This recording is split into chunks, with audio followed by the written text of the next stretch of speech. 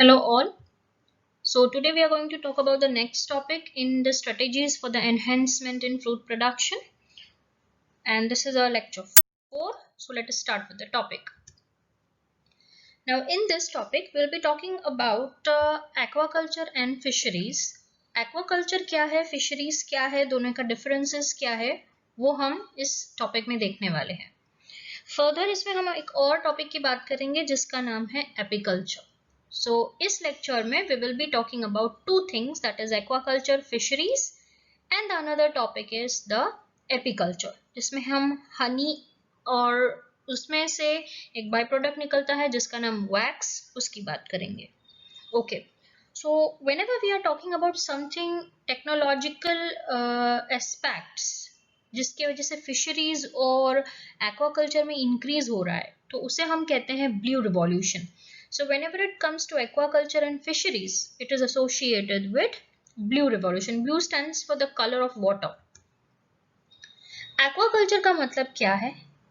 पानी में जितने भी लिविंग ऑर्गेनिजम्स होते हैं, जैसे कि क्रैब है, ऑक्टोपस है, दूसरा कोई मोलस्का है जैसे कि वो शेल्स जो हम लोग खाते हैं, लॉबस्टर्स है, फिशेस है, as a part of animal husbandry अगर उनको कल्चर किया जाता है तो उसे हम कहते हैं एक्वाकल्चर. Whereas fisheries क्या है कि only fishes have been reared. ठीक है, तो इसमें here we'll be talking about all the aquatic organism in this aquaculture में, जब fisheries में we will be talking only about the fishes. Okay, and fishery को हम pisciculture भी कहते हैं. तो we can say that fisheries is included in aquaculture, but aquaculture is not included in fisheries. Fisheries, it is also known as pisciculture because we know that biologically अगर हम देखें तो fishes belong to the classes called Pisces. Further अगर बात करें तो दो type की fisheries होती है. One is known as marine fisheries. Marine word से ही पता चल जाता है what is marine. Marine is when it is taking place when the fishery is done in the places like oceans and sea. मतलब अगर हम salty water की अगर बात करते हैं तो it is known as marine fisheries. ठीक है, so marine fisheries stands for marine water, remember that. Okay, so here it comes when it is done in oceans and seas. So ये हुआ marine fisheries. अब next हम बात करेंगे inland fisheries. Inland, land के अंदर जो पानी है, मतलब here we are talking about the fresh water fisheries. ठीक है, जैसे कि लेक, पॉन्ड, या तो फिर we know that even कितनी जगहों पे आर्टिफिशियल लेक और पॉन्ड भी बनाते हैं, तो वहां पे जो फिशरीज की जाती है, फिश को कल्टीवेट करना, रेयर करना, उसे हम कहते हैं inland fisheries. It also includes the brackish water. Now what do you mean by brackish water? So brackish water मैंने already यहाँ पे ब्रैकेट में डेफिनेशन दिया हुआ है, जहां पे ओशंस और रिवर का वाटर मर्ज होता है. Ideally we call it as estuary या तो फिर एस्चुराइन. तो estuarine is a kind of ecosystem जिसमें थोड़ा बहुत फ्रेश वाटर होगा क्योंकि river is getting merge with sea water and a slight of salty water is present. So that is what you call it as estuary. So that is also included in the inland fisheries. So now next, which are the freshwater edible fishes? Do remember this. It is extremely important for MCQ as well as 2 marks questions. So here we will see the first is Katla. The scientific name is Katla katla. The next is rohu, that is Labio rohita is the scientific name, and common carp. Common carp अलग अलग type की हो सकती है. It is also known as mrigal carp and the scientific name is Quirinus quirosus. Common carps की अलग type होती है जैसे कि green carp, silver carp, golden carp. Green carp को grass carp भी कहा जाता है. So these are the most edible freshwater fishes. The next is marine freshwater, marine edible fishes, जिसमें हम देख रहे हैं कि it is hilsa, sardines, mackerels and pomfrets. So these all are those fishes which are found from oceans and इनका काफी importance रह चुका है when we talk about the industries of fishery. अब वी नो दैट इंडिया में क्यों fisheries और aquaculture इतना प्रोफाउंड है. तो we know that India is a peninsula. Peninsula का मतलब होता है three sides bounded by the oceans और वाटर. तो इंडिया में एक्वाकल्चर और फिशरी का बहुत ही बड़ा स्कोप है. पर्टिकुलरली इंडिया में अगर हम गुजरात की बात करें तो इंडिया की कोस्ट गुजरात की कोस्ट लाइन सबसे ज्यादा बड़ी है, दैट इज 1640 किलोमीटर्स. तो एक्वाकल्चर यहाँ पे फ्लरिश्ड है और many people are surviving as a source of livelihood on fisheries and aquaculture. अगर स्टिल प्रॉपर टेक्नोलॉजी है, नॉलेज है, तो हमें और इस इंडस्ट्री को which is a part of animal husbandry we can develop it more. Now our next topic is apiculture. The word apiculture comes from the apis. Apis का मतलब होता है honey bee. Okay, so this word that is api, it means honey bee. The scientific name is Apis apis or Apis indica. तो उसका culture करना for honey and beeswax. Ideally Honey बीज को rare करना, उसे हम कहते हैं एपिकल्चर. सो एपिकल्चर और bee keeping is a care and management of honey bees for the production of two main things. Remember that one is honey and the second one is the bees wax. कौन सी species ज्यादातर rear की जाती है? It is Apis indica. और इनकी जो life होती है उसमें एक सोशल ऑर्गेनाइजेशन देखा जाता है जिसमें क्वीन होती है जो ओनली फर्टाइल फीमेल होती है. नेक्स्ट इज ड्रोन्स होते हैं जो फर्टाइल मेल होते हैं. एंड वर्कर्स होती है जो इनफर्टाइल फीमेल होती है. अब क्वीन और ड्रोन्स का फंक्शन एक ही है कि they will reproduce, whereas the worker bees जो होती है that is the one who is making the house, that is honeycomb. That is the one who is making honey and that is the one who is making the wax. मतलब जो कुछ भी काम होता है that is all done by worker bees, and जो bite करती है वो भी worker bees ही होती है because they have only got the sting to bite and to protect themselves. Whereas queens और drones को यहाँ पे what we can say is sting नहीं होता.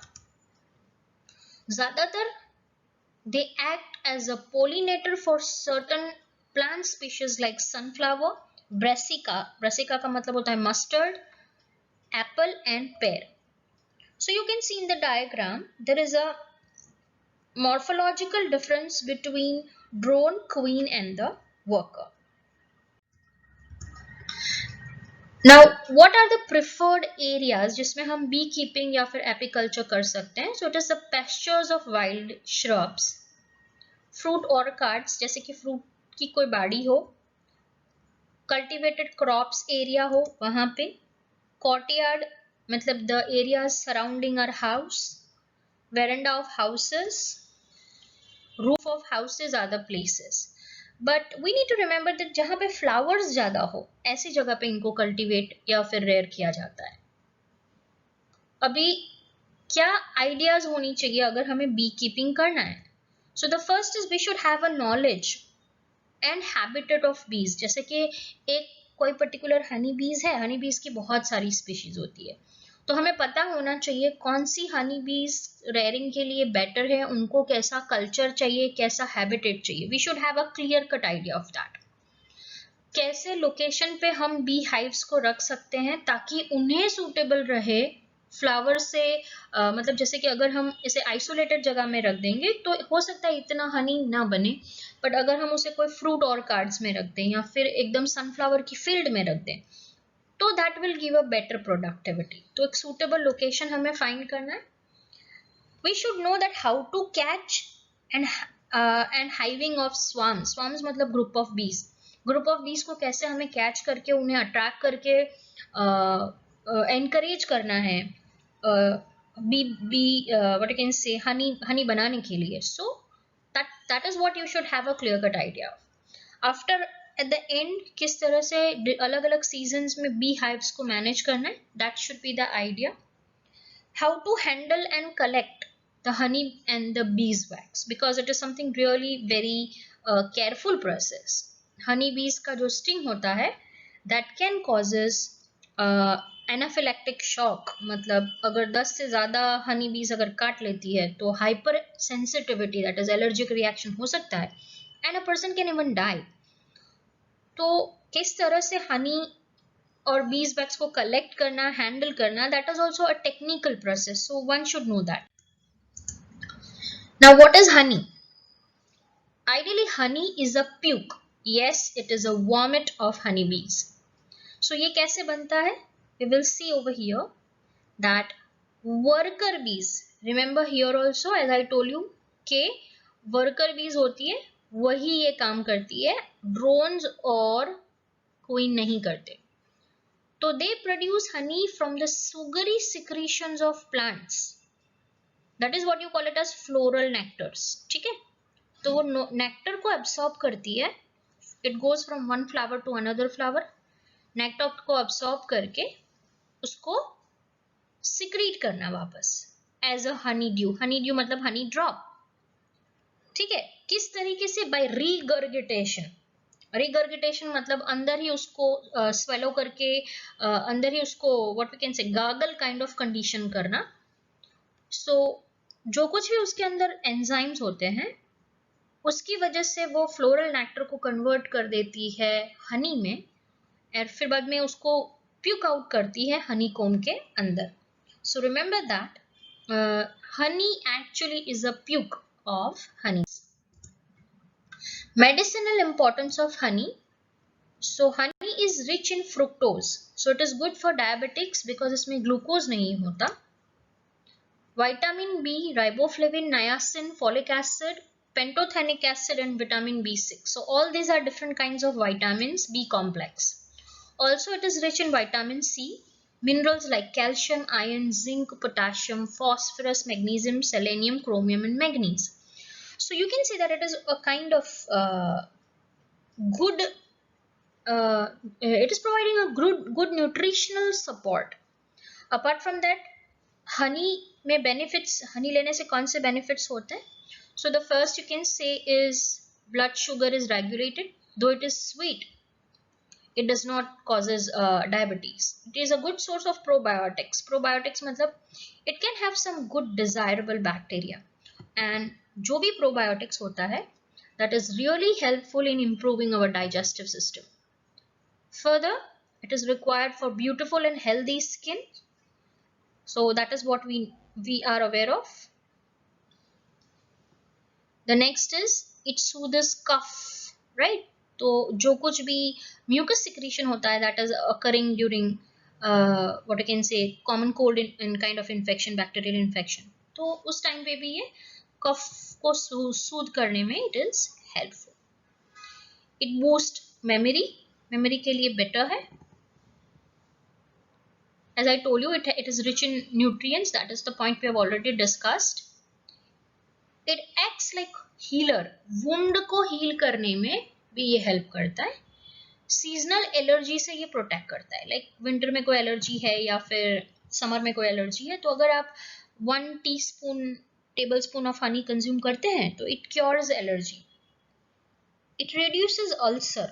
जैसे कि stomach में किसी को ulcer है तो they can have a spoon of honey and it is really curable. It has antibacterial and antifungal property. So these are some really good benefits of honey. So this was all about today's lecture in which we have studied about aquaculture and fisheries. और हमने बात की किसके बारे में? We have talked about the apiculture. In the next lecture, we will be talking about plant breeding.